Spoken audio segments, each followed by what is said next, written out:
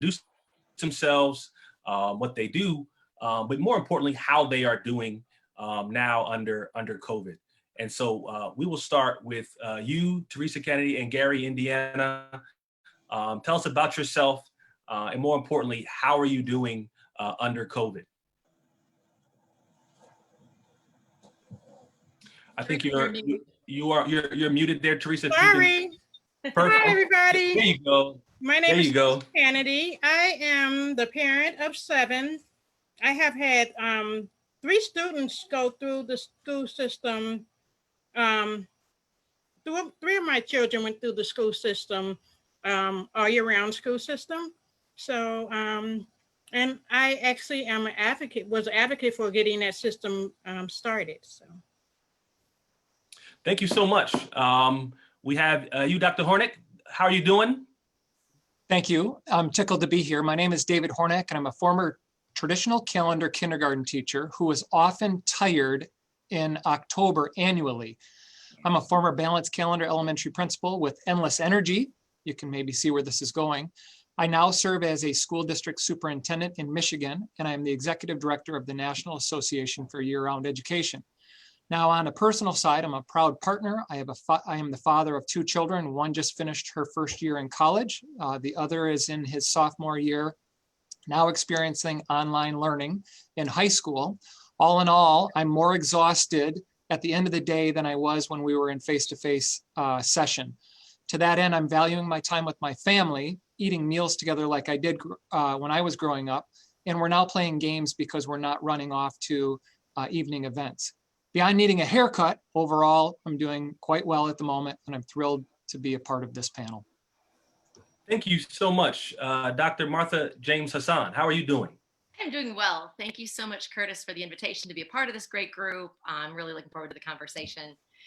Just a snapshot background on who I am. I'm currently an associate professor at Morgan State University here in Baltimore, Maryland, and serve on the Baltimore City Board of School Commissioners, along with some roles on some national education organizations, the Board of Directors for the Council of Great City Schools, former policy chair for the Council of Urban Boards of Education, and I'm currently the president of the Maryland Association of Boards of Education. With that, I will be speaking today just from my seat, just Martha's thoughts. And Martha's thoughts is being a teacher and a leader in a year-round school for about 10 years.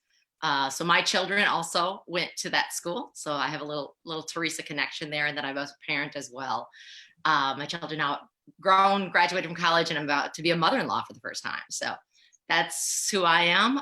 As far as COVID and hanging out, I am really loving how we are shifting our perspective away from needing accountability, mandatory high-stakes testing, to understanding the value of movement and creating. And I'm really hoping we can hang on to that as we move out of this cycle.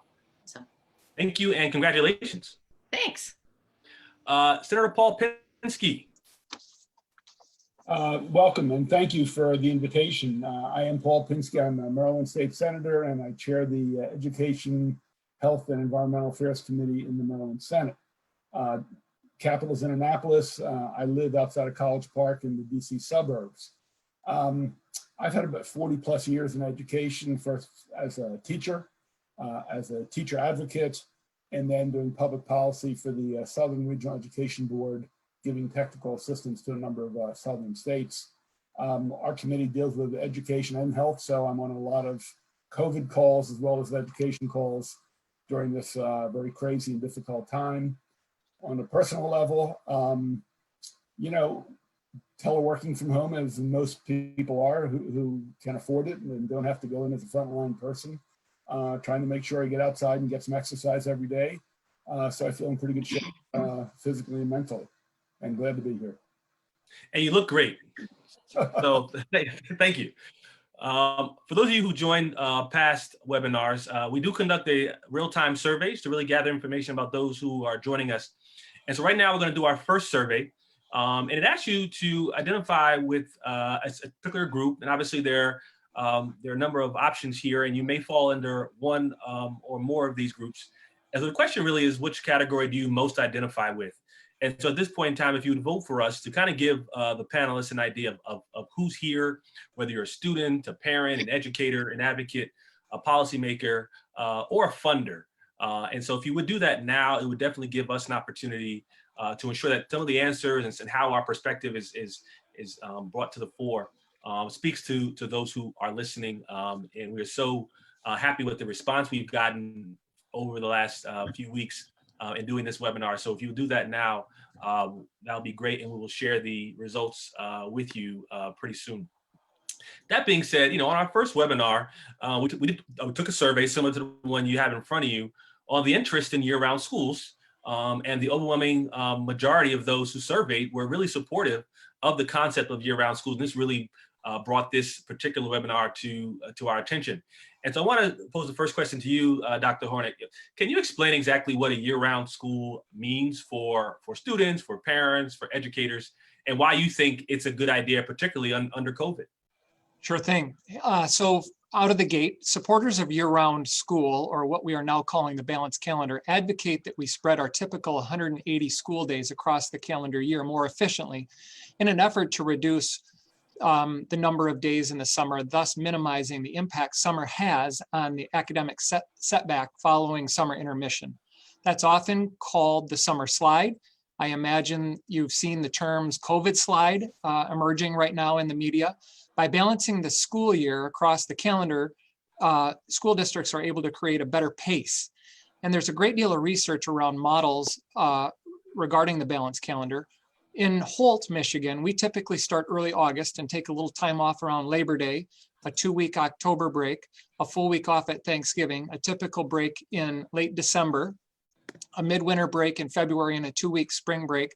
And then we round off this school year with a week off right around this time for Memorial Day. And we end late June. Balanced calendar repeats itself every 6 to 8 weeks with the summer intermission. The benefits are many, including increased student achievement. The calendar is more in line with current lifestyles. It allows educators to be reflective practitioners, giving them a chance to look back at where they've been and look forward to where they're going in relation to the curriculum. I can tell you from a lived experience that as an educator with an opportunity to reflect and recharge, I was more engaging in the classroom. As a result, student behaviors are often better on the balanced calendar.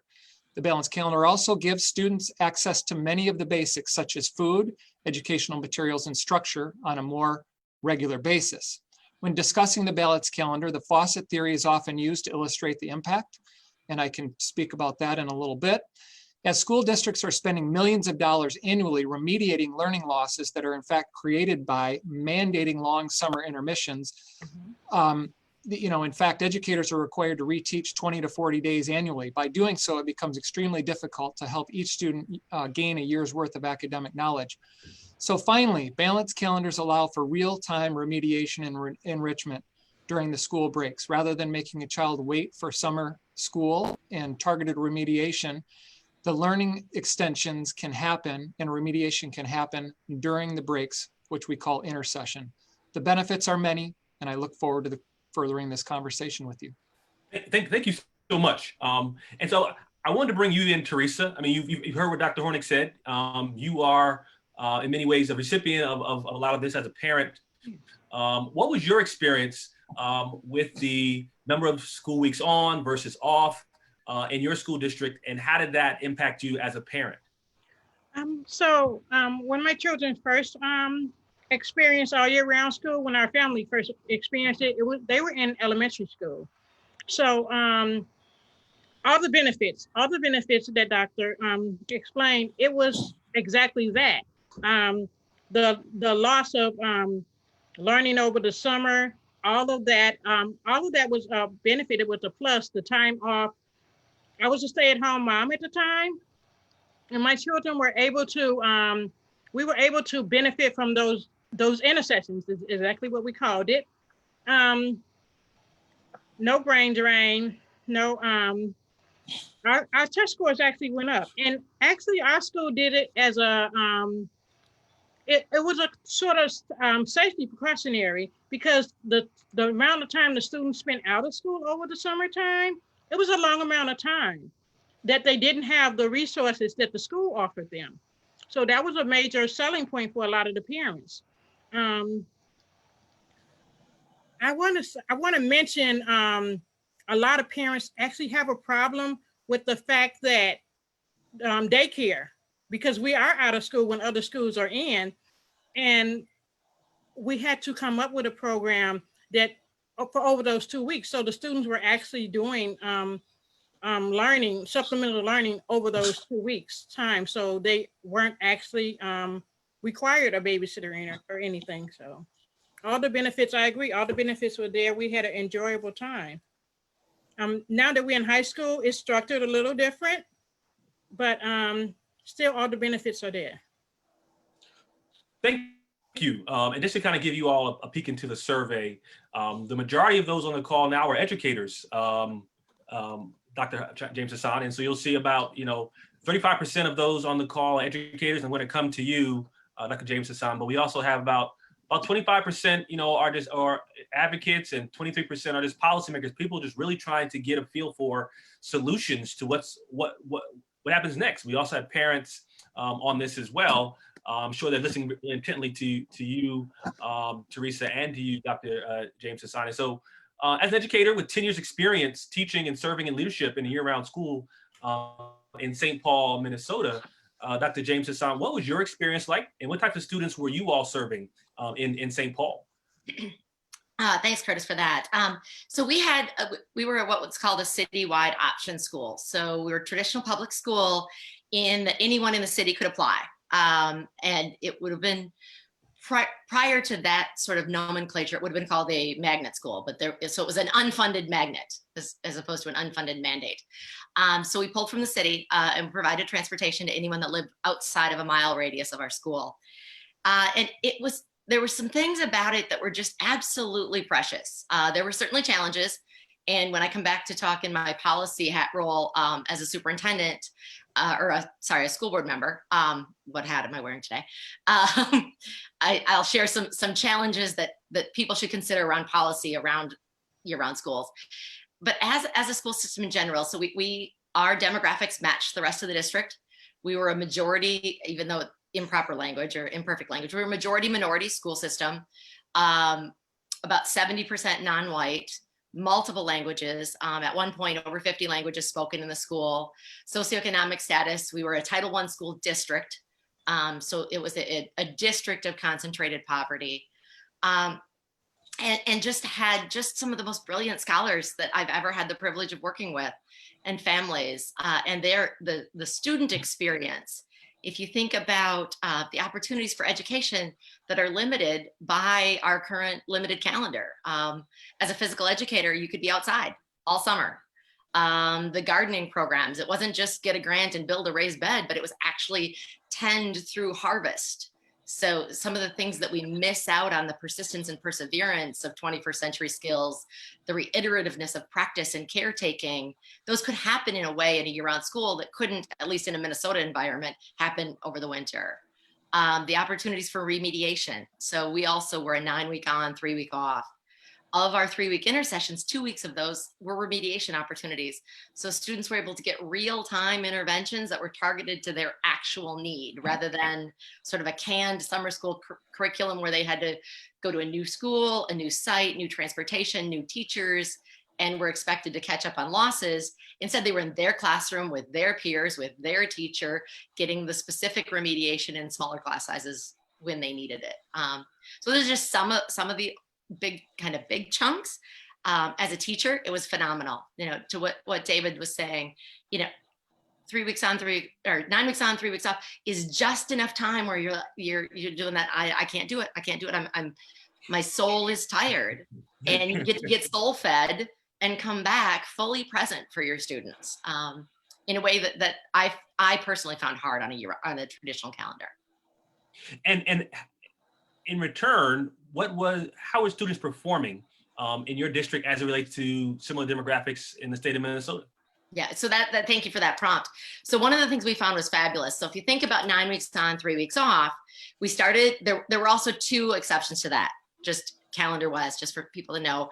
Our families voted when we opened the school that they wanted the same winter break everyone else had, and they wanted the same 4th of July break. So we were always off the week of 4th of July, and winter break was exactly as all the other schools. So when you think about that, we were on the first 9 weeks. We had 3 weeks off in November, came back and then had 2 weeks off in December, came back and then had 3 weeks off in February. So when it came to our test window, in March and April. We were 6 weeks less concentrated school time than the traditional calendar schools. Even with that 6 weeks less of student contact, our scores were in the top scores in the district, which to me lends itself, there's a lot of reasons we can peel back the onion on that, but one that can't be discounted is the lack of loss and that immediate remediation. So I think that when people start to say, if we change something, what if things get worse and we can no longer be comfortable with our current level of mediocrity? We need to be willing to take some chances. And that was a double down win for us, in that our scores were at or above district average and often in the top with less learning time. Thank you. Speaking of student performance, Senator Pinsky, in the school district you represent, particularly Prince George's County, were hit pretty hard by COVID-19. As a response, you wrote a letter to the Maryland State Superintendent of Education to consider year-round schooling comprising of 4 quarters and seasonal breaks. Why'd you write that letter? And what do you think the outcome of year-round schooling will be for students in Prince George's County, Maryland, but also throughout the state of Maryland? Well, as Dr. Hornick said, the summer slide or learning loss over the summer is already pretty significant. They say by 3rd grade, it's 20 to 25%. By 7th grade, it goes anywhere from 35 up to 50% loss. If you add the 2 or 3 months during the pandemic, where while teachers are trying their best at distance learning, it's not the same as direct instruction. So my guess is students could be at as much as 50% behind if and when they go back in September. So I think it creates a unique circumstance and opportunity for us to address this issue to reduce that gap of learning loss, more specifically because of the pandemic, but in the long term. The other thing is it inordinately hurts poor people. There's a correlation between income. Poor folks are affected more, and that obviously correlates with the people of color. And I think if we can minimize that rather than exacerbate it, it's going to benefit our whole state, our whole society, our whole country. So I think if we have a year-round school and opportunities for remediation and alternative opportunities during the 2 or 3 weeks intersessions, which could be arts and music or remediation, particularly for those people who don't have childcare or enough resource to pay for camps, where schools could be used for those 2 or 3 weeks for those students who need the support even during the vacation to make it fun, or support during remediation. So I think we're at a very unique juncture, and that we should use this opportunity and not see it as a setback, but as an opportunity to get out of the proverbial education box and think more broadly for some big picture ideas and solutions. Thank you very much. I mean, Theresa, peeking through the mind of an average parent hearing the letter, reading the letter, that Senator Pinsky wrote, you're sitting in Indiana, but I mean, for those parents here in Maryland, what was your first impression of hearing about this option for parents like yourself and Gary, who in many ways are similar to the demographic that Senator Pinsky is talking about, particularly in Prince George's County, where I live? What was that first impression of yourself and others in your community around the option around year-round school? As I said, I had a background in year-round school before I actually came to this school. And actually, I had a little different insight because I was at the school. I had students already in the program, and I knew that it was needed in order for them, because we place a heavy emphasis on career readiness and college readiness. We actually send students out to the college while they're in high school, seeking to get a degree while they're remaining in high school. And there just wasn't enough time in the regular school year. They needed the summer in order to reach their goals. They needed the summer. They needed the summer in order for those students in the career pathways to get enough hours in their chosen pathways, to get enough internship hours. They needed that extra time, and it just wasn't enough time during the school year. So I was all for it. Because I knew they needed, and it would benefit our students. And so I'm going to cut you off, but your model has a dual enrollment component. Yes, where students are taking community college courses. And it sounds like you all created a partnership with the higher ed institution Yeah. Your calendar to not negatively impact that. No, it doesn't. No, it doesn't. They need that time. All of the students that have successfully earned their degree, they have had to take classes over the summer in order. So why not just incorporate it into our program? Absolutely right. At this point in time, we're going to do another survey, and this gets to Senator Pinsky and the letter that he wrote, which in many ways will prompt the state legislature to give school districts like the one that Dr. James-Hassan represents in Baltimore City, the option to consider. And so the question we have as a survey is, should states give school districts more autonomy to decide whether to introduce year-round schooling? And so not being overly prescriptive, but in many ways taking off the proverbial shackles of school districts to make decisions that are best for local districts. And so should states give school districts more autonomy to decide whether to introduce year-round schooling? Yes or no. And so we'll, when that comes through, we'll definitely share that with you. Dr. Hornick, we're going to come back to you. Year-round schools are often proposed as a response to summer learning loss, as you and Senator Pinsky have highlighted. But not all students who attend year-round schools perform the same. Some school districts, like DC Public Schools, are actually phasing out the concept. What do you attribute the difference in performance of schools and students in your school district who've gone to year-round schools and those who have not? Thanks, Curtis. Before we go quite there, I just want to make a quick comment. There are often some common concerns that families present, and one of those things that they present is they long for that summer that we all had as children, eating breakfast, leaving the home, playing outside until the streetlights came on. In some cases, that's not all cases, but our kids are not connecting in that same way anymore. They're connecting over electronics, and so while we all have this preconceived notion that school worked for us in some capacity or another, probably on the traditional calendar, school didn't work for everyone, and that's why we need to be thinking more creatively. So the answer, although I'm not able, the panel is not able to answer the survey question, should states give school districts more autonomy? Yes, the answer is yes. Now to your specific question, all data tells a story. And I'm pleased to share that I would guess that most districts, if not all across the nation, are analyzing benchmark data, summative data, formative data, and standardized test data. And while the data often tells a story, educational leaders often fail or sometimes fail to dig deeper to determine the context of the data. For instance, what is the experience level of the teaching staff? Has there been an implementation dip due to a purchase of the curriculum? Has the administrator changed over the last several years? And how was the data analyzed?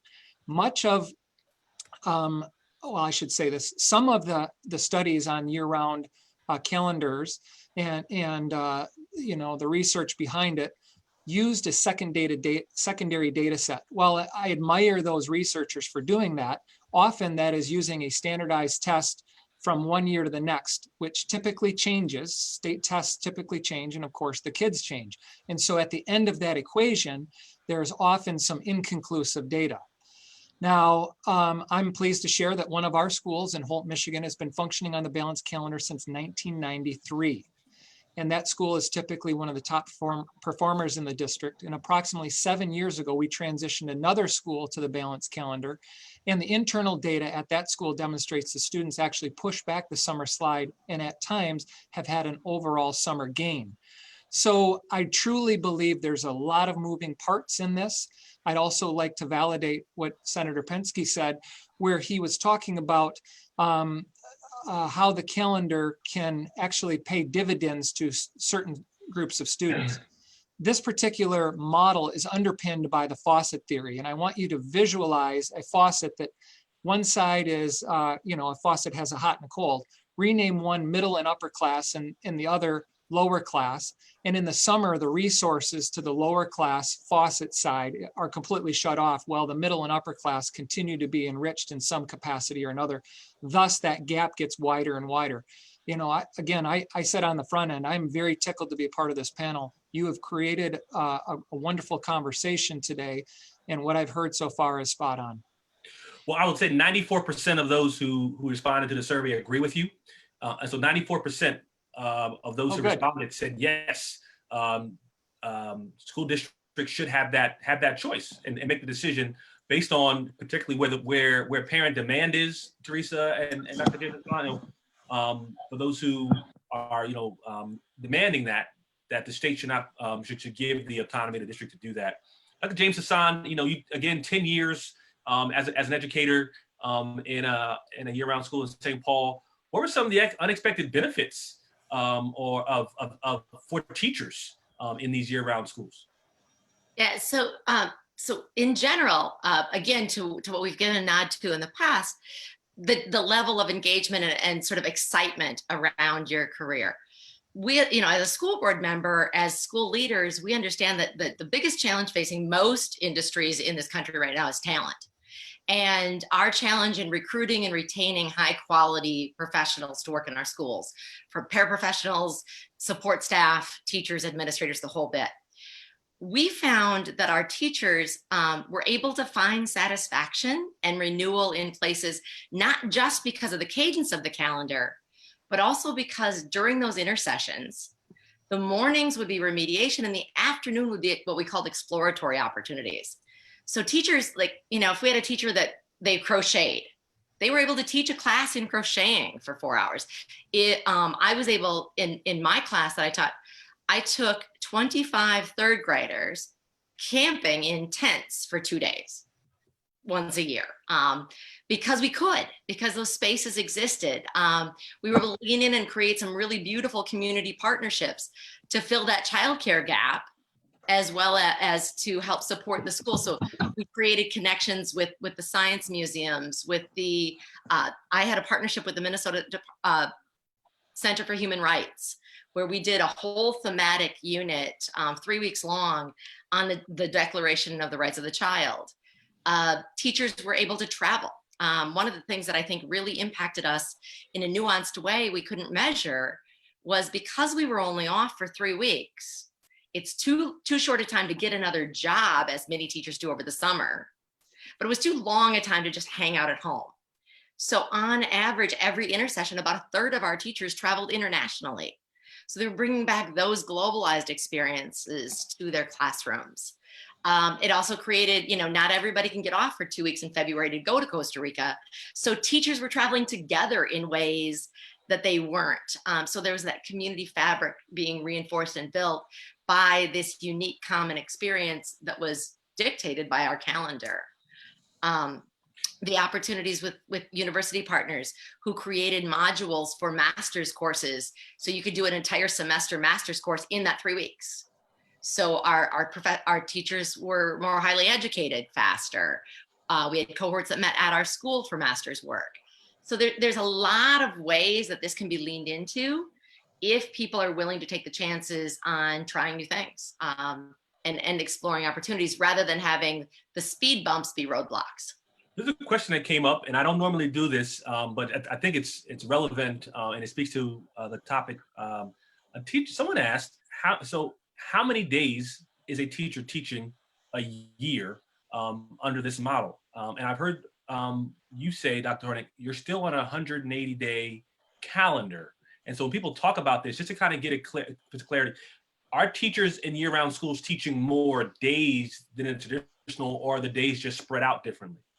Well, the research would say that we would really just spread those 180 across the calendar year, but in specific response to intercession, that would be a Schedule B, or an additional payment for our educators. So often educators say, well, I really don't want to move to the balanced calendar because I no longer can work my summer job.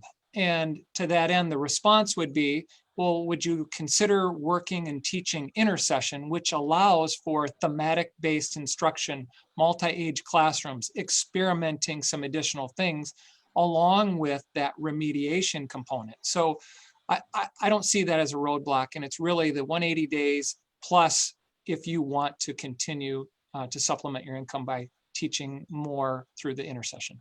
Thank you very much. David, if I can jump in there, Curtis. Sure. One of the misconceptions we had to overcome when we opened our year-round school was, prior to that, the majority of the data that was public, that was really well known about year-round schools, was in districts that were challenged by population growth. So they were using year-round schools as a way to distribute students over the year. So student group A would come from, you know, September 1st to October 15th, and then student group B would come. So in that case, that was different because then teachers were literally there year-round. But that's a different negotiated bargaining contract.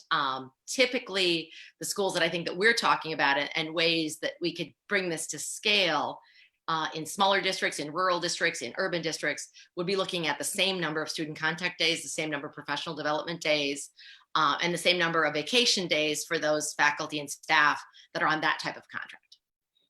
And this is a perfect segue to my next question, and this gets to your letter, Senator Pinsky. You know, in response to your letter, a spokesperson for the Maryland State Educators Association, which is the largest teachers union in the state of Maryland, said that your idea clearly has major legislative, budgetary, and other legal angles that would need to be considered, analyzed, and addressed as part of an inclusive policy conversation about what is best for our students. And so to you, Senator, you know, what's the case you will have to make to your colleagues in Annapolis and those who are stakeholders in this about why this is important? And for those who would oppose, what would your response be? Curtis, I spent the last 3 years working on the Kerwin Commission to restructure schools in Maryland. We came out with something called the Blueprint for Maryland's Future, which I think is one of the best blueprints in the country. One of the things we did was benchmark the United States and our state of Maryland across internationally.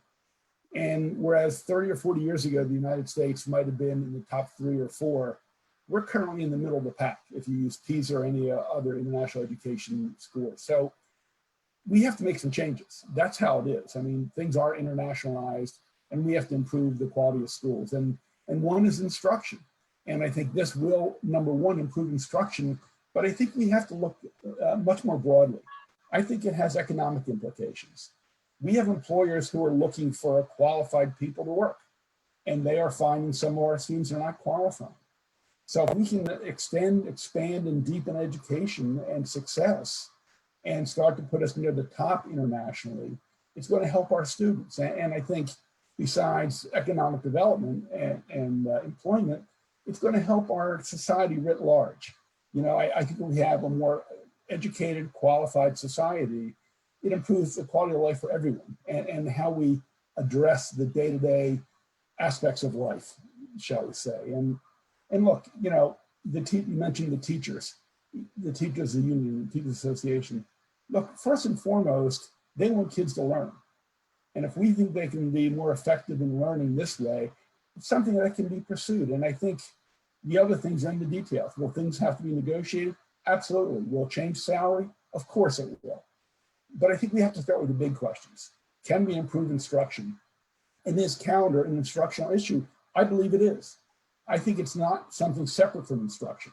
And I think if we can attune the calendar to help our students, we should do that. And back to the earlier question, besides changing the structure of the calendar, I think we should consider going beyond 180 days. We should think about 185 or 190 days. And most states have a minimum requirement of 182 days. We could use that opportunity instead of it being 45 and 15 of 48 or 50 days, and then 12 days. And the other thing that I would sell to people who have opposition, I think it creates potential for innovation. You know, as Martha said, if those intersessions of 2 or 3 weeks, science teachers can teach experiments, music teachers can do music, and we can unleash the creative aspects of our kids. So I think, yes, we'll pay people more. And rather than work in the summer for 10 weeks, they can choose to work during this one intercession and not the next. So I think the education community, when given the opportunity, can be very creative and innovative. And I think this kind of opportunity plays to that. Thank you. And so to you, Dr. James-Hassan, let's sort of forecast into the future. Let's say that Senator Pinsky is as successful as we would all like him to be, as I imagine he believes he will be. Then it comes down to you in the Baltimore City Public School System. As a commissioner, what case do you make to parents in Baltimore City about why they should choose this? And then also, what are some of the speed bumps you imagine you and your fellow commissioners in the Baltimore City Public School will have to deal with, particularly with your teachers union, which is not MSCA, it's actually with the AFT. But what kind of conversations you think you'll have to have based on what you experienced there in St. Paul? Yeah, so I'll start out my response to that question by responding to one of the questions in the chat and looping on to what Senator Pinsky just mentioned about teachers and recruiting teachers to work those intersessions. Recruiting teachers to work summer school is always a challenge in every district.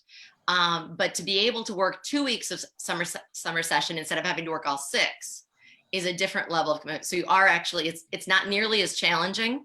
And what we found was we ended up with a cadre of people, retired teachers, retired principals that wanted to teach those 2-week blocks that would not have stepped up to teach a 6 or 8 week summer school block. So we were able to tap into some legacy talent and experience as well. So some of the other pieces I would say to the community in Baltimore City or any other community is not, there's a lot of things around student achievement, around community building, but there's also then some of the nuts and bolts that aren't so beautiful about education that we've figured out through COVID. Schools have a huge investment in feeding children. We have a huge investment in providing quality childcare for families so that they can work. And to both of those two pieces, if we could provide safe and efficient and effective and cost efficient childcare and nutritional, as well as shelter ability for kids for more days, why would we not do that? You know, at what point is it not a moral and ethical obligation that we have to take care of our children? And that is a village. That's not taking away responsibility from parents. That's not giving anything to parents. That is a benefit add that the system can give to the community, especially in a community that is challenged, to ensure that the workforce is able to access a living wage and access work. So I would start there. Then I would go on and say, you know, obviously it is a challenge if you only have 1 or 2 schools in a system that are on this schedule. It does cost more then because transportation costs are different. Heating utility costs are different. There's just a number of nuanced things. But if you can get to scale where you have at like 1/3 of your schools that are running on a year-round system, then those additional costs can sort of blend into the woodwork. So I would say to us that this is about treating our students and families with the respect that they need, about providing the community services. You know, Baltimore City is a community schools district. So we're providing, you know, healthcare, vision screenings, dental care. Well, if we're off in the summer, you know, you've got a cavity in June, that cavity is an impairment by September. So it allows us just more regular, that fabric that is the education place. Some things to be concerned with, or not really concerned necessarily, but highlight awareness is the money funding if you're not at scale, is transportation, is things like the transfer policy. So one of the things that we found in our school was come April or May, we got 20, 30, 40 new kids who are at risk of academic negligence, who hadn't been in school, who were not going to be able to be promoted because they had too much absenteeism, were all of a sudden asked to transfer to our school because they could be there all summer and make up those days. So you need to look at things like those kind of policies, because is it fair to the school system that has been functioning and built community to have 40 new students who have challenges with attendance coming in right before the weather gets really nice? And in Minnesota, the weather getting really nice changes the world. So think those kinds of pieces. Meal plans, if you have a central kitchen, are they functional in the summer? Another added benefit that I hadn't mentioned before, because we were year round, we qualified for the federal subsidy for free meals for all of our students in the summer, even if they didn't receive free meals during the school year, because we were a food distribution site for the community. What that meant was all of our students, regardless of socioeconomic qualifications at the time, had access to free meals, and so did their siblings. So now we found it wasn't just our students coming to breakfast, but our students were coming to breakfast bringing their siblings and their cousins. So we were really becoming even more invested in the community, which then comes to matter when you leverage bonds. if you are a hub in the community, not just for the children served in that center, but for the community as a whole, people are more likely to invest their time and volunteer, invest their resources and donate, and vote in ways that impact the school district positively. Mhm. Speaking of voting, year-round schools can be constituted as charter schools, contract schools, magnet schools, or traditional public schools. I believe all four are represented in some way on this webinar. In a recent survey of parents, almost 2/3 favor an optional summer school. About 46% would like next school year to begin early, and 39% would like the 2021 academic year to be extended into the summer. And so, Theresa, what should parents who want this concept do if local leaders at the first, are lukewarm about it or not as supportive? Should they be rallying? Should they be putting together petitions? Like, what recommendations do you have to communities that are saying, in a traditional situation, I probably wouldn't have supported this, but this COVID thing is going to set us back, and I want to get involved, but I don't have a Dr. James-Hassan on my board. I don't have a Senator Paul Pinsky, and I don't have a superintendent named, David Hornick. What are some of the ways that in your community you all got the ball rolling on this?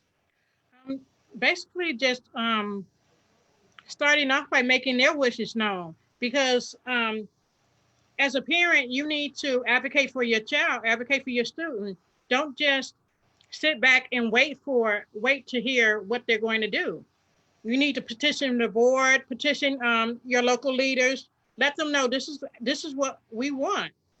As many of you as you can get together, let them know that you are one, and come together with evidence. They look at evidence. They want the schools to fare well. So if they have the schools, year-round schools, they're doing better. They have higher test scores. Showing all this to them, it's something that's going to benefit the whole community. So petitioning the parent, petitioning the board, the school board, or just your local leaders. Make your wishes known. If I could jump in here for a quick minute. Sure thing. Look, year-round schools, it's not going to be dropped from the heavens and a state is going to adopt it, or a large county or jurisdiction is not just going to adopt it in full form. I think, as Theresa said, it's going to be grassroots desire and finding a visionary superintendent or some visionary principals. And it might happen not in the full county, it might be a cluster of schools. And so I think it's going to happen very organically, but we have to get it moving. I think there's enough reticence that it's not going to be top down, it's going to be bottom up. And we have to find people who can take off the blinders and look at some creative ideas. And we have some superintendents who are very visionary and want to look at the next good idea. Others are sort of unfortunately locked in the old way of doing things. So I think we're going to need a combination of the kind of grassroots involvement Theresa's talked about, and those school systems that have superintendents or principals who are saying, let's try something different. So I think it's going to have different dynamics and different rotations. Thank you. May I jump in on that as well? Let me do one more thing, and I'll come back to you. I want to talk about our last survey question, and while they're doing that, I'll throw it back to you, Doc.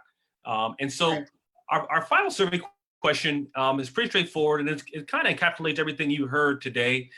We didn't take a survey of whether you would support year-round schools at the outset, but having heard what you heard, those who are parents, those who are educators, those who even have children outside of school could reflect back on their child's experience. Would you consider enrolling your child in a year-round school, understanding everything that it requires of a parent, of a community, but also understanding all the benefits of it? And I would just ask you all to sort of give us a taste, and those who are listening in, a flair for what you believe you would do if put in a situation where you were given this option. A lot of you weren't given the option, and maybe you would have liked to have had it. But for those who do have it, what would your response be? So as they're doing that, Dr. James-Hassan, you wanted to say something? Yeah, I just wanted to talk one little other bucket that I didn't mention before that ties into what Senator Pinsky was just saying about not falling out from the heavens, is the capacity of readiness for facilities. So a couple of things around facilities, my year-round school was in Minnesota. A lot of the school buildings didn't have air conditioning because you typically weren't in school when it was needed. We certainly have our air conditioning situation here in Maryland with the call for air conditioning in schools. So the readiness to be in school in a year-round climate is a challenge in some spaces. Also, when do you do capital improvements if you don't have an extended break time? But to that, I would say, again, those shouldn't be roadblocks, but they should be speed bumps. And they should be speed bumps that let us lean into things like Prince George's County and your P3 partnerships. And how are we leveraging our private personal partnerships to be able to get facilities ready, to maintain facilities, to update facilities, to make them developmentally appropriate to have students in them year round. And maybe we'll even find some cost savings. So for example, having our building closed for a week in February in Minnesota saved, an incredible amount of energy costs. Where can we look at some ways that we align green building practices, facilities management and upkeep with this calendar? Again, it's not a perfect system, and losing that big chunk for capital in the summer, capital improvements, is a challenge, but I don't think it should be prohibitive for moving forward, just something to consider. Thank you. What I want to do is sort of pivot to some of the misconceptions, and oftentimes great ideas, and to your point, Senator Pinsky, innovation sort of gets stuck in the weeds because people just say, what about this and what about that? And you kind of nip around the edges. And so, again, when parents who prefer year-round schools once they've experienced them, but there are misconceptions about year-round schools that keep people from even trying. And some of them, revolve around sports, or whether my child is still going to be able to compete against other high schools that have different calendars, or how this impacts, family vacations or summer camps. So Dr. James-Hassan, can you speak to this about the misconception? And then I want to come to you, Dr. Hornick, about, what are some of the misconceptions about this, and that you've heard over time, and you've learned are just rumors? And then I want to come to you also, Theresa, from the parent perspective. So first to you, Dr. James-Hassan, what are some of the as an educator, people say that you've learned are just flat out false or just misconstrued? Well, some of the things that, certainly the idea that teachers would teach every day year round is a misconception. The year-round school literally happens 360 days a year. One of the challenges for me, and this one hit personally, was that exact challenge with high school, with athletics. So my son decided, and he was in an 8th grade year-round or 7th grade program, went year-round through 7th grade, and then gave me a PowerPoint, 20 slides for why he should go to a traditional calendar for 8th grade. And his biggest selling point was he was a football player. And so his football practices 2-a-days would start when he was still going to classes as an 8th grader. And so he wouldn't be able to go. So people say, ooh, well, then we can't do that. And my one thought I'd like to leave this with is that we stop having but conversations. And what I mean by that is we could do that, but there's this impediment in the way. And we start having and conversations. We could do that, and we're going to need to consider this, rather than, but we can't consider it. So around the athletics, perhaps we need to look at the idea that 2-a-day football practices in the heat of August are not the best approach to preparing athletes in the first place.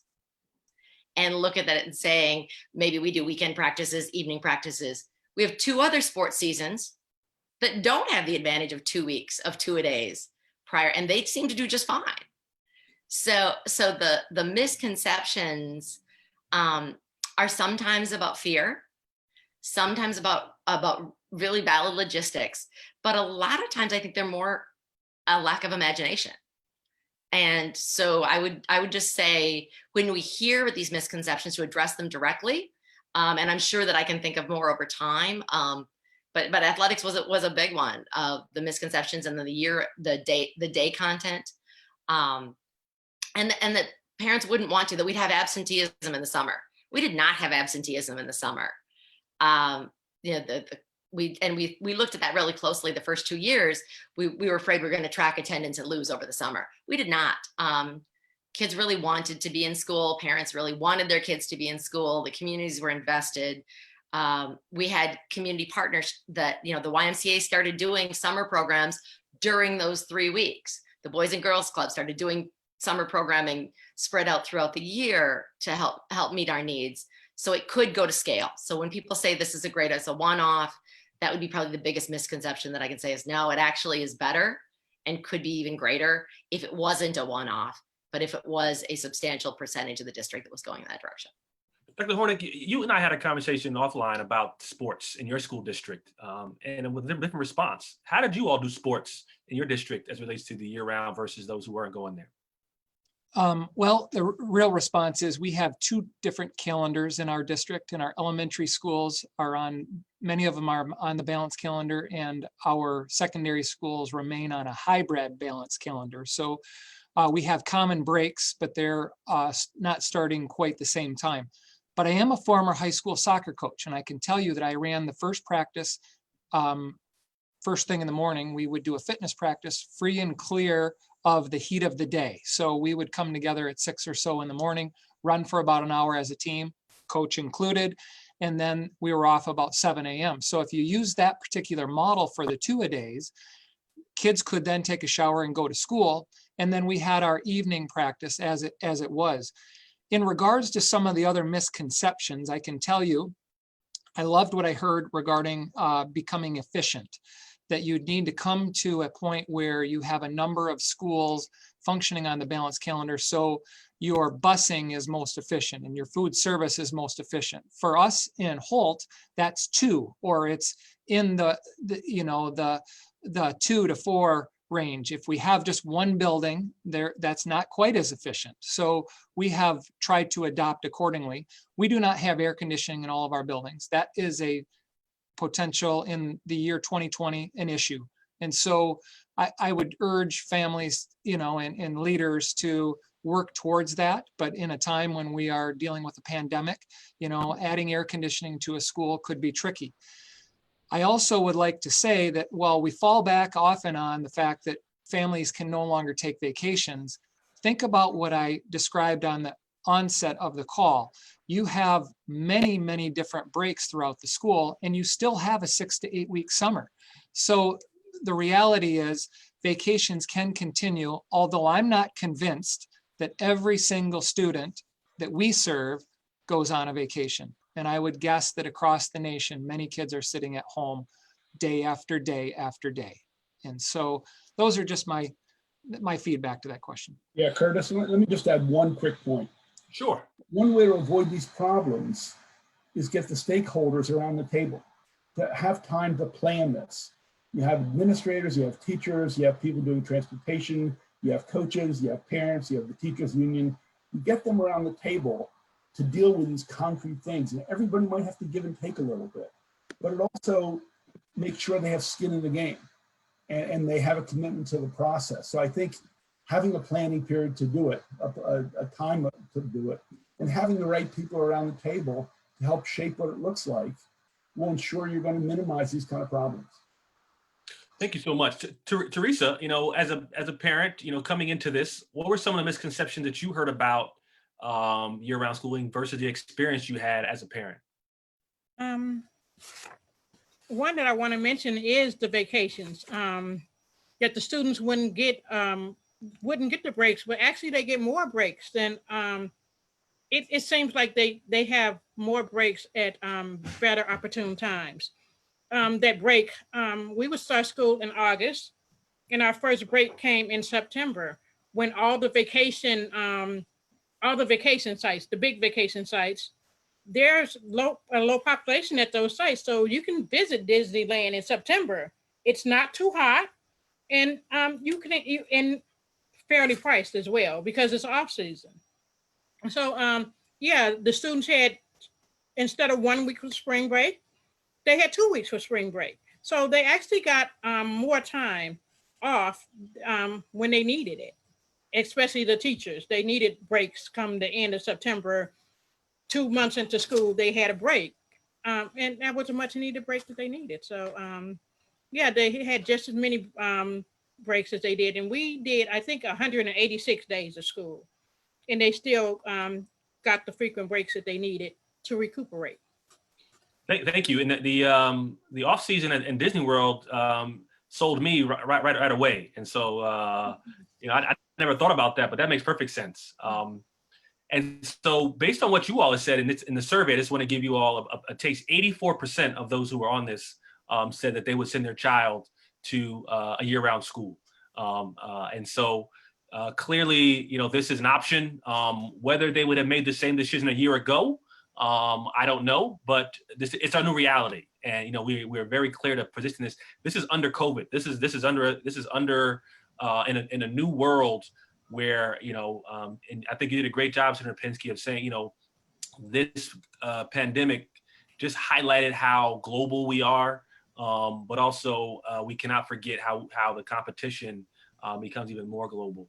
And so we wrap up the last 3 or 4 minutes of this. I want to give you all an opportunity to make some closing remarks, or if you do, you have to sort of, from your position, whether you're a parent, you're an educator, a school board member, a superintendent, a state legislator, when considering whether to support, or oppose year-round schooling, what advice do you give? Like, what's your elevator speech about why you should consider, proposing this and giving parents the option to choose this? And so again, we have a couple minutes left, but definitely be interested in everyone's perspective. And feel free to jump in there. I'll go ahead and start. Thanks, Curtis. It's been a pleasure to serve with this panel today and again, reach out to stakeholders across the nation. The balanced calendar affords a more flexible model. It allows for healthier schools. So in regards to COVID, deep cleaning can occur more frequently rather than just in that summer. And so over and over and over, I'm finding wins in this.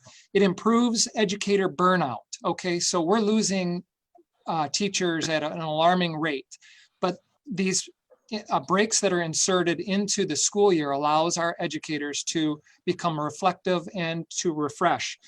Again, there are multiple models to the balanced calendar. The single track model is really one group of kids serving and working through a typical school. The multi-track model allows for you to run multiple groups of kids through the same school, which could help with this particular, pandemic that we're facing. Intersession is the mechanism for recapturing particular school days. And I can tell you, come and visit, call me, invite me for a visit. I've worked on both calendars. The balanced calendar is more in alignment with current lifestyles, and it feels more humane. We all long for the lazy summer days, as I referenced. However, kids are no longer going outside and playing after breakfast and returning when the streetlights come on. Today, kids are connecting electronically. I've yet to meet very many stakeholders who wish to move back to the traditional calendar, as once you live it, you love it. Absolutely love it. Curtis, I think we have to make it clear, this isn't the solution. I don't come on here to proselytize that this is going to turn education upside down. It's one opportunity to improve instruction. We want to expand pre-K education, make it free or cheap for people in poverty. We want to develop community schools. We want to improve teacher quality, national board certification. This is one of the elements that we need to pursue. And if we start from the endpoint of what's best for students, and we have data to prove it, we should pursue any options that come about. And one, obviously, is year-round schools, and it should be done in combination with some other reforms as well. So I think, I don't want to come across as a missionary on this. I think it's a good strategy, a good policy. It makes sense. And we should look at it as we look at other reform ideas that are floating out there across the country. Well said. Dr. James-Hassan, Theresa? Yes, so I would say in closing, again, for Dr. Hornick's piece, we would find, because we had a November, a December, and a February break, as soon as a threshold number of kids started to get the flu, we were like, oh, it must be time to go on break again. So it did interrupt a virus cycle. And when we, and you could see it, as soon as kids started getting sick, it must be towards time to take a break. So there's some very practical COVID health pieces to a year-round calendar. I would also say that if someone's interested in doing this, the first thing to do is talk with your community, talk with soup to nuts representatives of every aspect of your community. Because what you can't do is take on an initiative like this and be fighting battles as you build the ship. You need to have the community educated clear on understanding, intent, and process in advance. And if the community's not interested, then leverage your energies, you know, where the community is going to be served by that. 3, I think there's some beautiful opportunities for PK-21 education, to stop looking at us as PK-12 and then higher ed, but understanding the really real situation in our country about the role of an advanced or post-secondary degree in life readiness. So how do we look at this as PK-21? And then my biggest takeaway, and I give great thanks for this because I love language, is the term balanced calendar.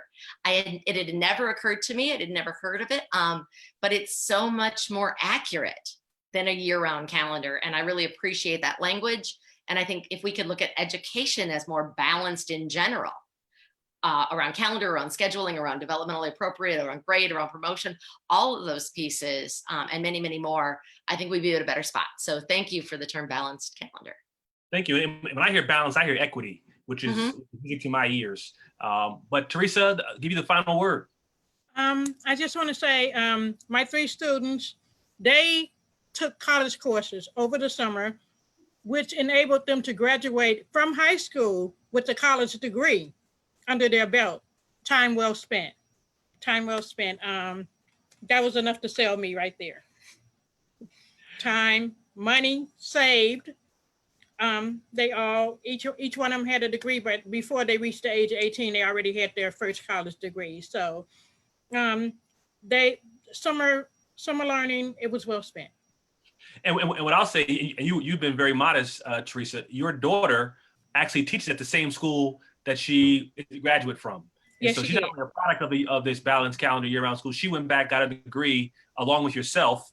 Again, Yeah. too modest, and is teaching. And so that's a story in and of itself. And so I thank you all. If you want more information, Dr. Hornick, your organization, the National Association of Year-Round Education, please reference, please check his website out. Please, you will be able to see this webinar in its entirety on Facebook through the Progressive Policy Institute Facebook page, through my Facebook page. I just shared it, and Theresa and Dr. James-Hassan and those who are on Facebook will have it on their pages as well. And we will blast this out through our PPI, Reinventing American Schools page tomorrow, along with a recent article from Senator Pinsky on this topic. And so those who want more information about what's going on here in Maryland will be able to see that. But please follow us on social media, on Facebook, and we look forward to coming back to you with another webinar series on how the COVID epidemic is being impacting K-12 education. Thank you all again, panelists. You will have a great day and be safe out there. Thank you.